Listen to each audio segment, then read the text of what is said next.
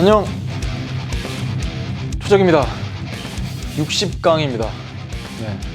강의 숫자 제일 앞에 6자가 붙은 게 선생님은 5자 붙은 것도 처음인 것 같은데 6자까지 왔습니다. 여러분 60강이고요.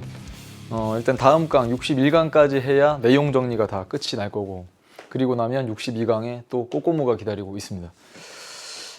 이게 기분이 어떨까. 그리고 이 강의 60강까지 이거 말로 하니까 정말 무섭네요. 60강까지 듣는 친구들이 또 얼마나 될까. 우리 정치여법 공부하는 친구들은 상당히 성실하기 때문에 이건 선생님이 보장하는 게 아니라 이건 선생님만 주장하는 게 아니고요.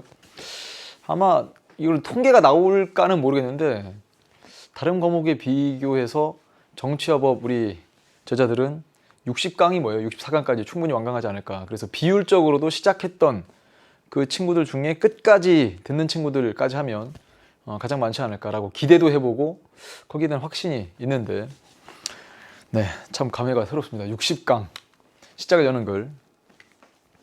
나의 머리가 생각해낼 수 있고 나의 마음이 그것을 믿을 수 있다면 나는 이를 성취할 수 있다는 것을 알고 있다. 이 문장을 읽을 때마다요, 뭔가 이게 확 와요.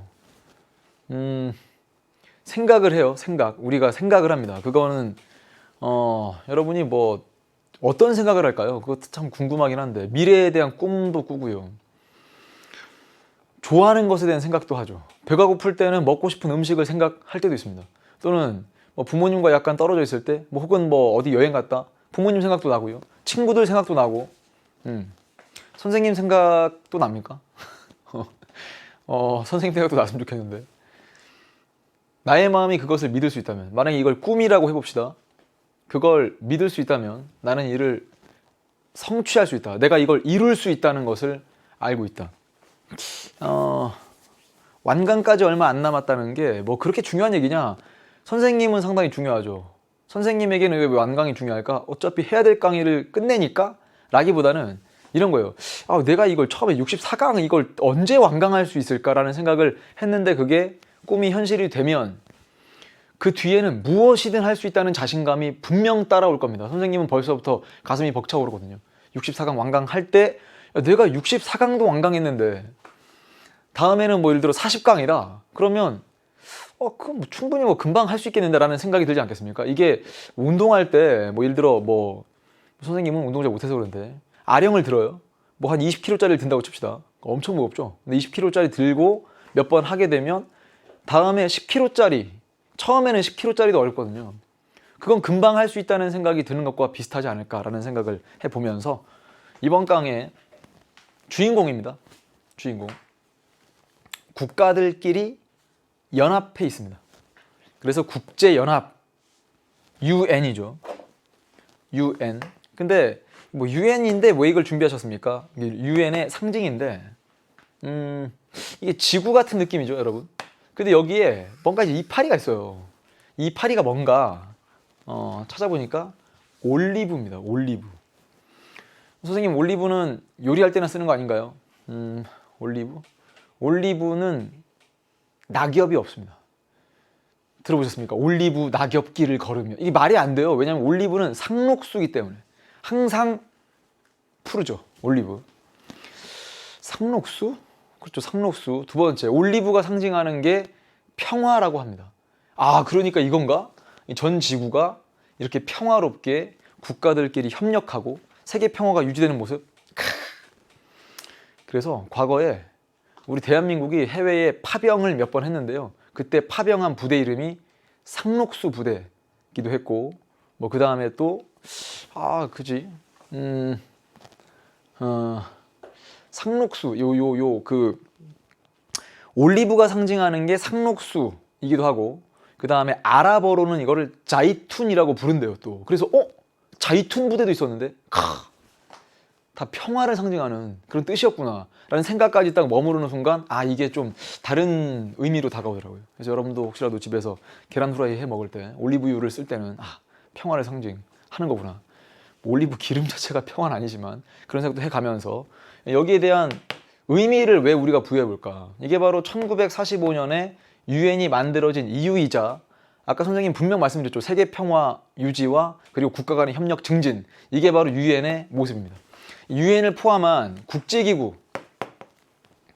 국제기구에 어떤 유형이 있을까도 살펴봐야 되고, 구체적으로 국제연합을 하나하나씩 주요 기관들 중심으로 정리하는 게 이번 강의 핵심이고요.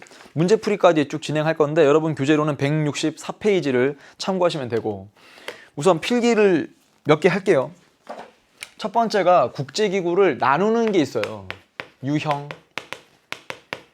항상 사회탐구 공부는요, 아니에요. 모든 공부 다 마찬가지인데, 그게 사회탐구든 뭐 국어 공부든 마찬가지인데요. 분류한다, 뭔가 유형, 뭔가 나눠본다라고 할 땐 기준이 중요하지 않습니까? 여러 국제기구들이 있는데 그 국제기구들을 분류해 봄 해서, 첫 번째는요, A, 회원 자격에 따라서. 잠깐만, 회원 자격? 이거 들어본 것 같은데. 그렇죠. 전 강에 선생님이 1번 정부 간 기구냐, 2번 비정부 간 기구냐, 이렇게 한번 구분을 했습니다. 그러니까 정부 간 기구는 말 그대로 국가 혹은 정부가 회원 자격을 갖습니다. 그 다음 비정부 간 기구는 뭐 굳이 정부가 아니라도 가입할 수 있거든요. 그러니까 가입할 때 어떤 자격으로 가입하는가에 따라서 1번, 2번 구분할 거고요. 활동하는 이 영역이 지리적인 범위에 따라서 구분했을 때 전 세계적으로 활동하느냐, 3번. 어떤 지역에 국한해서 활동하느냐, 4번. 이렇게 구분을 해볼게요. 그러면 전 세계적인 기구니까 세계적 기구 이렇게 부릅니다. 뭐 대표적으로 UN 아니겠습니까? 그 다음 지리적 기구. 지리적 기구가 아니라 지역적 기구. 이렇게. 그러니까 이쪽은 어떤 지역에 국한해서 활동을 한다. 그래서 대표적으로 유럽연합 꼽을 수 있겠죠. C는요, 기능적인 범위라는 게 있어요. 이거는 그 국제기구가 얼마만큼 포괄적인 기능을 담당하는가, 5번. 포괄적 기구. 그러니까 뭐 예를 들면 뭐 정치, 경제, 사회, 문화 뭐 등등 이런 전반적인 걸 다 포함해서 담당을 하느냐, 그 중에 예를 들어 경제면 경제, 뭐 군사면 군사, 어떤 특정한 영역을 담당하는가에 따라서 포괄적인 기구와 제한적 기구 이렇게 구분을 합니다. 선생님이 왜 지금 1번부터 6번까지 이렇게 순서를 붙여본 거냐면, 이제 예를 들어서 시험 문제 풀 때 국제연합이 나와요. 아직 구체적으로 안 배웠지만 국제연합은 1번, 2번 이렇게 물어봅니다. 국제연합은 가입할 때 1991년 대한민국이 가입합니다. 그러니까 정부 간 기구 1번, 3번, 4번, 3번이죠. 왜요? 세계적으로 활동하니까. 그 다음에 뭐 국제연합만큼 포괄적인 기능을 담당하는 국제기구가 또 있을까 싶을 정도로 가장 넓은 정도의 넓은 범위의 기능을 담당하니까 이제 국제연합은 1번, 4번, 5번 이러면 되고요. 유럽연합이 있습니다. 유럽연합, EU. EU는 국제연합과 어떤 큰 차이가 있냐면, 당장 1번은 똑같죠. 1번. 여기 정부 간 기구라는 점에선 같지만 여기가 다르죠. 지역적 기구 4번. 그 다음에 여기도 포괄적 기구니까 5번. 아, 이렇게 하는 거구나. 그럼 여기서 그치는 게 아니라 뭐 예를 들어서 나토가 있어요. 나토, 북대서양 조약기구. 지금 여러분 교재에는요, 이 내용이 아까 얘기했던 것처럼 164페이지에 있는데, 여기 나와 있는 게 지금, 그렇죠, 제일 마지막 가면 북대서양 조약기구가 적혀 있지 않습니까? 그러니까 우리 교재에는 여기에 뭐가 있고 저기에 뭐가 있고 거기에 뭐가 있고 이렇게 다 쓰여 있는데, 선생님은 반대로 하나하나의 기구를 1번부터 6번까지의 기준으로 혹은 그런 하나의 분류 방식으로 나눠보고 있어요. 북대서양 조약기구는 군사적 기구고요. 정부 간 기구니까 일단 1번이라고 적고, 그리고 북대서양 요 지역적 기구입니다. 1번, 4번. 그 다음에 제한적 기구입니다. 6번 이렇게 표시하시면 됩니다. 뭐 그 다음 또 뭐 해볼까요? 국제 엠네스티 있죠. AI. 여러분 나중에 이거 인공지능이라고 읽으시면 안 됩니다. 이거 엠네스티 인터내셔널. 엠네스티 인터내셔널 국제사면위원회. 이건 비정부 간 기구죠. 2번 표시하시고, 그 다음에 전 세계적으로 활동하니까 3번 표시하시고, 뭐 그 다음에 또 여기서는 어떤 기능을 담당할까요? 포괄적 기구라기보다는 인권이라는 제한적인 기능을 담당하니까 6번 이렇게 하시면 됩니다. 아, 그렇구나. 아니면 또 뭐 굳이 우리 교재에 있는 거 뭐 WTO 한번 해볼까요? WTO 하나만 더 해보면 WTO 여러분 WTO는 1995년에 만들어진 세계 무역기구거든요. 그러면 WTO에는 국가들이 가입합니다. 그 다음에 세계적 기구죠. 3번이고요. 이쪽은 WTO 자유무역 이쪽이니까 경제적인 것. 그래서 6번 이렇게 표시하시면 아 그러네 뭔가 하나씩 어긋나 있죠. 1번, 4번, 5번. 자 1번, 3번, 5번인데 여기는 4번이니까 다르고 1번, 3번, 5번인데 밑에는 1번, 3번, 6번이니까 또 다르죠. 그 다음에 나토는 또 1번, 4번, 6번이니까 얘랑 또 다르고요. 그 다음에 AI 뭐 국경 없는 의사회 뭐 다 적을까요? 국경 없는 의사회가 MSF 영문자로 읽으면 MSF 뭐 또는 뭐 그린피스 뭐 이런 등등인데 이런 기구들이 나오면 2번, 3번, 6번 이렇게 풀어주시면 되죠. 국경 없는 의사회는 구호단체, 그 다음에 국제사면위원회는 인권단체 혹은 뭐 그린피스도 적어둘 수 있습니다. 그래서 이런 식으로 정리를 하면 우리 교재에 나와 있는 내용들이 다 됐고요. 이 얘기를 다음 페이지에 어디서부터 출발할 거냐? 그렇죠. 왜 이걸 나열했는지 여러분 아시겠습니까? 여기가 중요하니까 그렇죠. UN. 그러니까 시작할 때 국제연합은 정부 간 기구이자 세계적 기구이자 포괄적 기구로서 이 국제연합이 언제 만들어졌고 왜 만들어졌을까? 이걸 이제 하나씩 다루는데 국제연합. 우리 그 전에 이 국제연합을 어디서 제일 처음 만났냐? 국제정치 흐름에서 1945년에 2차 세계대전이 끝난 뒤에 세계 평화 유지와 국가 간의 협력 증진을 목적으로 국제연합이 창설되었다. 이것만 알지 마시고요. 그 전에 국제연맹이 있었습니다. 1920년에 만들어졌던 국제연맹이 강대국이 불참했고 실질적인 제재력이 미약했기 때문에 이걸 보완하면서 1945년에 국제연합 이렇게 정리하시고 이 국제연합이 왜 필요한가? 국제연합은 뭐 하는 곳인가? 나중에 이 강의 듣는 친구들 중에 선생님한테 연락을 주고 선생님 전 지금 UN에서 근무하고 있습니다. 이런 친구들도 분명히 있을 거예요. 세계 평화 유지,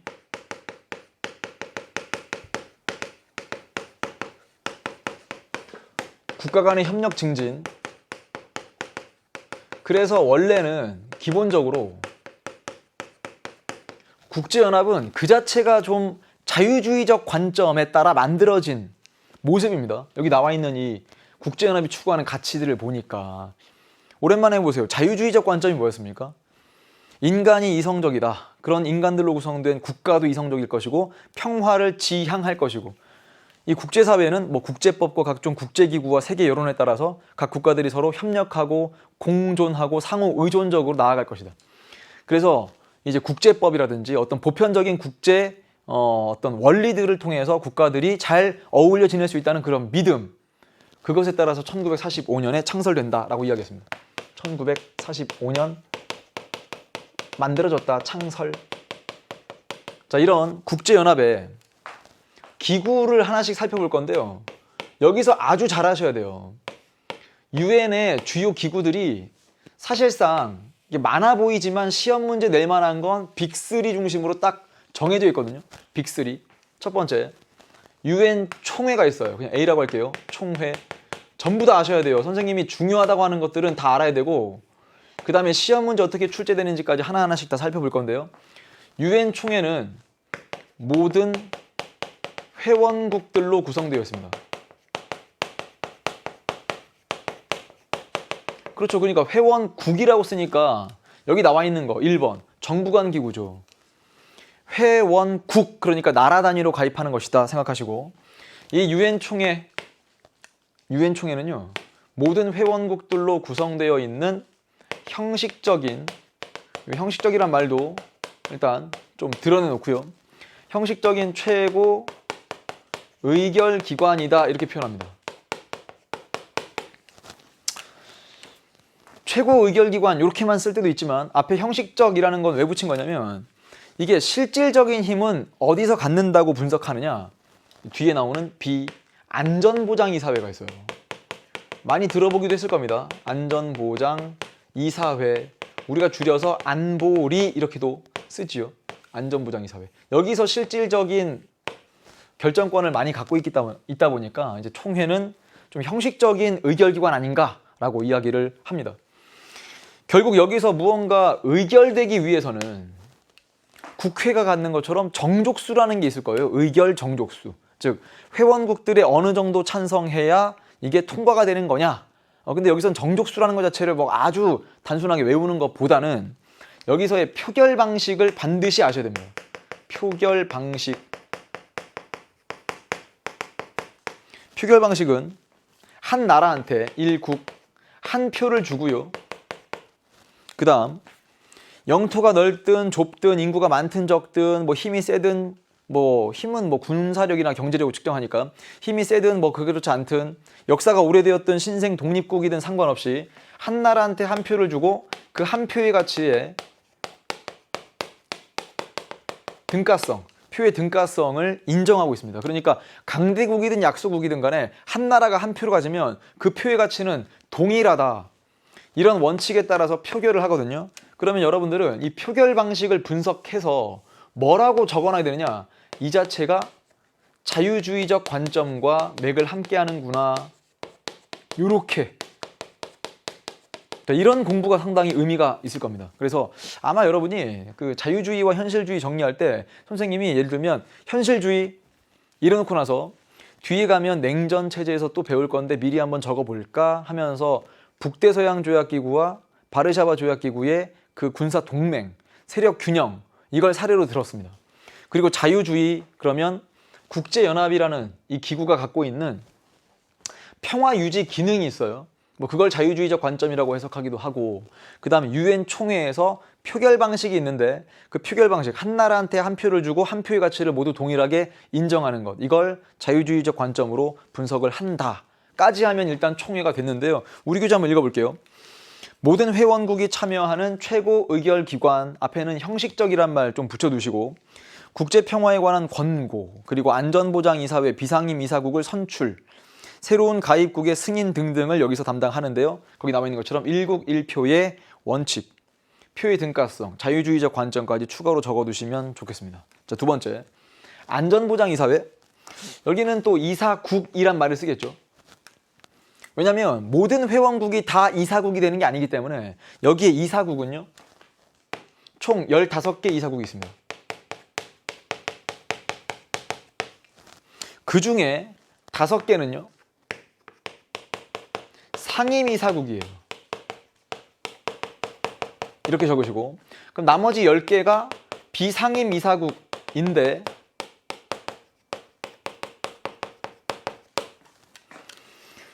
이 나라도 알아야 됩니까? 뭐 나라도 뭐 달달 외울 건 아니지만 한번 들어보시면 여기에 영국, 미국, 프랑스, 러시아, 중국 이렇게 돼 있어요.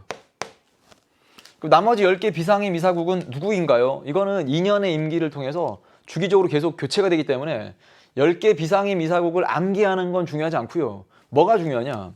여기 있는 상임 이사국은요. 선출한다는 말을 따로 쓰지 않습니다. 근데 여기는 선출하죠. 그러니까 여기 총회에서 담당하는 기능 중에 비상임 이사국 선출 이런 말이 나오는 거예요. 이사국을 여기서 선출하고요. 그 다음에 이제 새로운 아까 우리 교재 읽을 때 보니까 새로운 가입국을 승인한다. 왜냐하면 이 유엔에는 뭐 추가로 계속 국가들이 가입할 수 있기 때문에 그러니까 이런 것들도 하나하나씩 챙겨두시면 총회가 시험에 나왔을 때 선택지가 상당히 풍성해지겠죠. 여러분 선택지가 풍성해진다는 건 그 자체가 여러분이 시험 문제에서 옳은 선지와 그른 선지 그러니까 옳은 표현과 틀린 표현을 갈라내는 것에 엄청난 실력의 차이를 드러내지 않겠습니까? 여기는 선출하고 여기는 선출하고 여기는 선출하지 않는다. 자, 그다음 이 상임이사국이 갖는 실질적 거부권이라는 게 있어요. 일단 적어볼게요. 실질적 거부권이라고 적어놓고요. 그다음 여기다가 현실주의적 관점까지 적어둡니다. 그래서 비교하셔야 돼요. 여긴 현실주의, 여기는 자유주의적 관점이니까 얘랑 얘를 이렇게 묶어서 비교를 하셔야 됩니다. 실질적 거부권 말이 좀 어려운데 자 볼래요? 여기서의 표결 방식을 또 한번 확인해 볼게요. 안전보장이사회에서의 표결 방식 여기는 일단 기본적으로 15개 이사국이잖아요.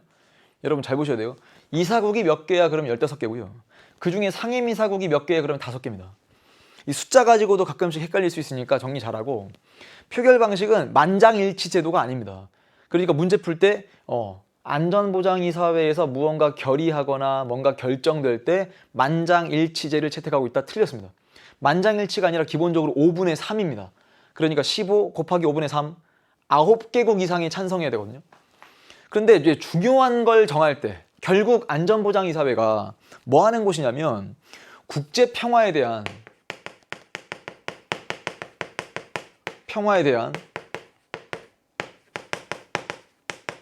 1차적 책임을 진다. 이런 말로 수식을 하는 거니까 이게 무슨 뜻이냐면, 만약 국제 평화가 깨뜨려지고 전 세계가 상당히 어떤 전쟁과 안보의 위협에 처해 있다. 그러면 국제 사회에서 안전보장이사회를 주목하기 시작할 거고, 안전보장이사회는 도대체 뭐였냐? 이렇게 국제 평화에 대한 1차적인 책임을 지는 곳으로서 안전보장이사회가 예를 들면 전쟁을 좀 억제한다든지 하는 그런 효과를 발휘해 줘야 되거든요. 자, 그러기 위해서 무언가 결의하는 경우가 있는데, 그 안전보장이사회에서 표결 방식을 보니까 이렇게 나와 있어요. 모든 상임 이사국의 찬성을 포함한 9개국 이상이 찬성해야 됩니다. 이렇게 돼 있어요. 그러니까 지금 선생님이 쓴 빨간색으로 표시한 내용 중에는 모든 상임이사국의 찬성을 포함한, 여러분 모든 의사결정이 그렇게 돼야 된다는 게 아니라 중요한 건 이렇다는 얘기입니다. 그러면 표결 방식을 보니까 모든 상임이사국의 찬성을 포함해야 되기 때문에, 예를 들어서 이사국 15개 중에서 한 나라가 반대를 했어요. 근데 그 나라가 영국, 미국, 프랑스, 러시아, 중국 중에 한 나라다. 예를 들면 러시아가 반대했다. 그러면 부결됩니다. 이런 일이 벌어져요. 그러니까 상임이사국과 비상임이사국의 한 표의 가치가 달라지는 경우가 발생한다. 아니 사실상 영국, 미국, 프랑스, 러시아, 중국, 그러면 우리가 그냥 큰 나라 정도가 아니라 상당히 경제적이든 군사적이든 힘 있는 국가들로 인식하잖아요. 그래서 이 강대국들과 그러지 않은 나라들, 비상임 이사국은 2년마다 이렇게 선출되니까 그런 나라들 사이에서의 의사결정의 권한 자체가 표의 등가성이 지켜지지 않는 거 아니냐라고 비판을 받습니다. 그래서 힘의 논리로 설명하는 현실주의적 관점으로 이 안전보장이사회의 표결 방식을 이해하시면 될 거고요. 일단 여기까지 적었습니까? 자, 적고 나서 우리 교재 안전보장이사회 확인해 볼게요. 국제평화와 안전유지에 관한 국제연합의 실질적 의사결정기관이다. 그러니까 아까 여기 형식적이라고 적고 여기는 실질적인 의사결정기관이다. 이렇게 적어두시면 될 거고, 두 번째, 국제분쟁 조정 절차나 방법을 권고하거나 침략국에 대한, 그렇죠, 경제적 제재나 군사적 개입이 가능합니다.